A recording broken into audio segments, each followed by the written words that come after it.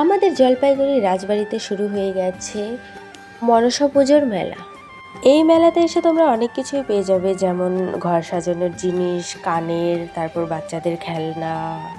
এছাড়াও স্পেশালি তোমরা দেখো জলপরিও দেখতে পারবে। এই মেলাতে কিন্তু জলপরিও এসেছে, মাত্র 50 টাকা টিকিট করে ঢুকতে হয়। আর আমি তো ঢুকে গেছিলাম জলপরিকে দেখার জন্যে।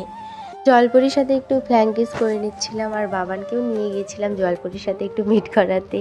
আর তোমরা যারা এখনো পর্যন্ত এই মেলাতে আসোনি, চলে এসো মনসা। তোমরা কি এখনো বাড়িতে বসে ভাবছো যে যাবো কিনা মেলাটাতে? আর তোমরা যদি মেলাটাতে চলে এসো, প্লিজ তাড়াতাড়ি চলে এসো। আর বেশি রাত হয়ে গেলে না অনেক ভিড় হয়, তোমরা ভালো মতো কেনাকাটা করতেই পারবে না। এটা আমার সাথে হয়েছে। আমরা তো 9টা সাড়ে 9টার দিকে বাড়ি থেকে বের হয়েছিলাম, বাড়ি আসতে আসতে প্রায় 12টা নাগাদ বেজে গেছে। আর বাবান যেহেতু ছোট, বাবানকে নিয়ে একটু বেশিই লেট হয়ে গেছিল। আর এই খেলনায় কিন্তু এই প্রথমবার আমি বাবানকে চড়ালাম।